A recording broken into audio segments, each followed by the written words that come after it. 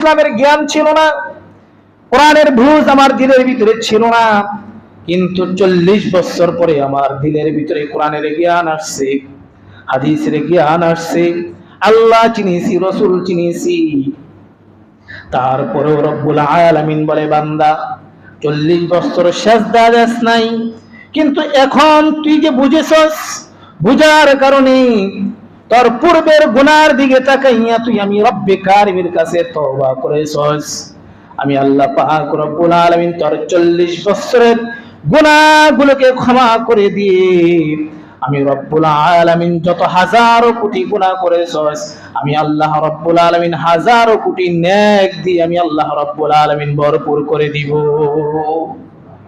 এমন মালিক আপনার আমার। যদি ডাকার মতো ডাকতে পারি রব্বে কারিমকে, গুনাহ করেছি কোনো সমস্যা নাই, ভুল তো করবই, কিন্তু ভুল করে যদি আবার সিনাজুরি করি, রব্বুল আলামিন তো এটা পছন্দ করে না। আমরা তো মানুষ এমন হয়ে গেছি, গুনাহকে গুনাহই মনে করি না, অপরাধকে অপরাধই মনে করি না, কোনো কিছুই মনে করি না।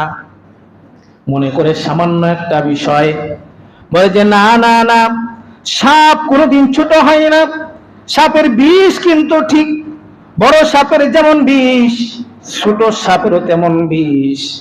আপনি যদি একটা পানর সাপ আপনাকে চোখ দেয়, চোখ মারে, বড় সাপে দিলেও আপনার উপরে যেই বিষ আসবে, ছোট সাপে দিলেও আপনার উপরে বিষ আসবে। আপনি মনে করেন না এটা ছোট সাপ, কোনো কিছু হবে না। না না না, আপনি ছোট বলতে বলতে গুনাহ করতে করতে এমন পর্যায়ে চলে যাইতেছেন, শিরকি গুনার ভিতরে লিপিবদ্ধ হতেছেন, আপনি কিন্তু নিজেও জানতেছেন না আমি কিভাবে আমার জিন্দেগিটাকে আমি নষ্ট করে দিতেছি। ভাইরা আমার, আমার জীবনকে পরিবর্তন করতে হবে, আমার সমাজকে পরিবর্তন করতে হবে, আমার দেশকে পরিবর্তন করতে হবে।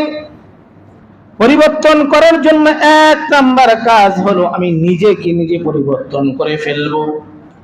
প্রতিটা মুসলমান যদি ইখলাসের সাথে যদি এই নিয়ত করে নেয়, আল্লাহ জীবনে যত গুনাহ করেছি, মানুষের উপরে যত জুলুম করেছি, অত্যাচার করেছি, আল্লাহ তুমি আমাকে ক্ষমা করে দাও, আর জীবনে কোনোদিন আপনার নাফরমানি করব না। রব্বুল আলামিন বলে, বান্দা তুই যেহেতু স্বীকার করেছস, ঘৃণা করেছস তোর দিল দিয়ে, আমি রব্বে কারিমের কাছে 2টা চোখের পানি ফালাইয়া তুই কান্না করেছস, যা আমি রব্বুল আলামিন তোর জিন্দেগির গুনাহগুলো ক্ষমা করে দিলাম। আল্লাহর হক যেগুলো আছে এগুলো আল্লাহ পাক ক্ষমা করে দিবেন। কিন্তু যদি আমার ভাইয়ের সম্পদকে আমি লুণ্ঠন করে খাই, আমার বোনের সম্পদকে যদি আমি লুণ্ঠন করে খাই, যদি এতিমের মাল আমি জুলুম করে থাকি, কোন ব্যবসায়ীর সাথে যদি আমি জুলুম করে থাকি, অযথা যদি আমি মানুষের উপরে জুলুম করি, যার উপরে জুলুম করব ওই ব্যক্তি থেকে আমার ক্ষমা চেয়ে নিতে হবে। ওই ব্যক্তি যদি ক্ষমা না করে, আল্লাহ রাব্বুল আলামিন আপনাকে ক্ষমা করবে না। কারণ হয়েছে আপনি যেই ব্যক্তির সাথে অন্যায় করেছেন ওই ব্যক্তি থেকে আপনার ক্ষমা নিতে হবে।